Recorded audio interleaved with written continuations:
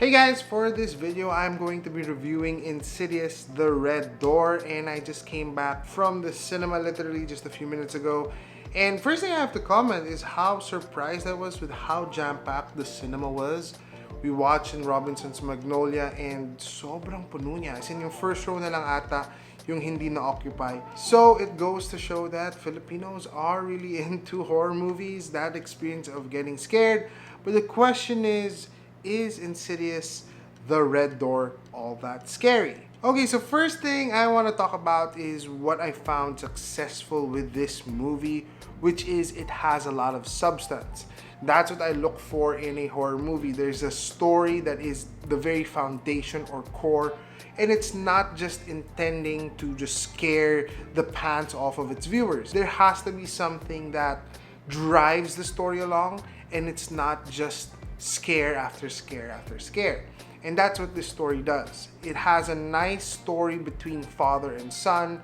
It also has a nice continuity with the rest of the Insidious franchise. It feels like it went full circle, going all the way back to Insidious 1 and 2. And I have to revisit the entire franchise, to be honest, but I felt, or if I remember correctly, Insidious 3 and 4 were like prequels. And it's 1 and 2 and then this film right after.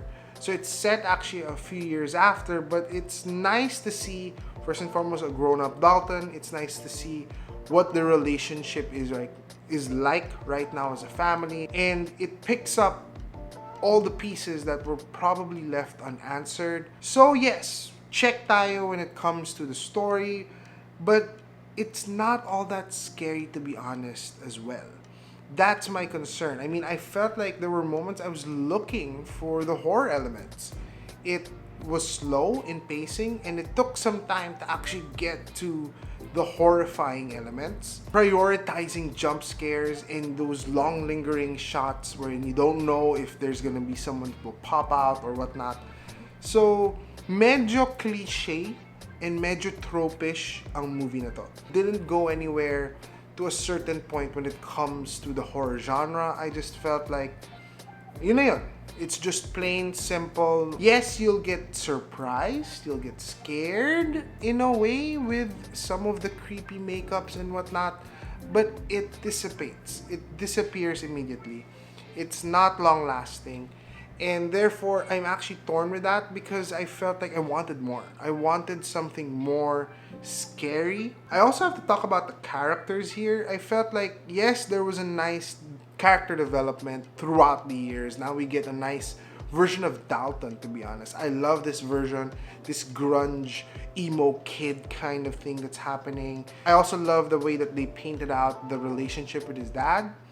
But I didn't like his, in a way, love relationship here. The chemistry between him and his roommate slash college friend and whatnot wasn't all that great.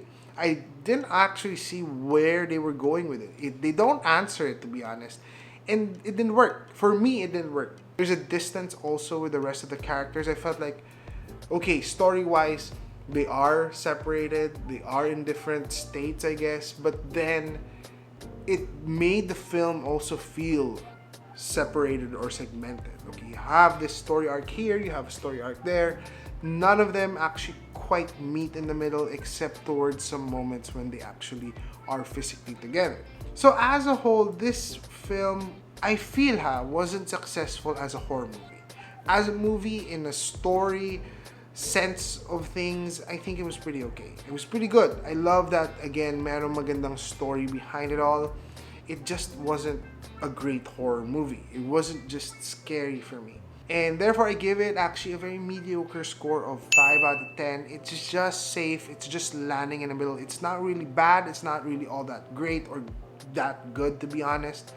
But if you are looking for a nice horror-ish experience, I think Insidious, The Red Door is pretty great because it still ties everything. If you love the franchise, this is pretty much a good payout to everything that we've seen so far. You get a nice closure in a way. I'm not pretty sure if this is the last movie in the franchise, but I'm definitely sure that in a way this is still successful. I mean, look at the the like what I said kanina, punong-puno yung cinema. I feel like a lot of people would really want to watch this, and it's pretty decent. It gets you there. It gets you enough of a thrill. There's exhilaration there. There's adrenaline that you're gonna experience while watching. When you leave the cinema, all of that actually disappears.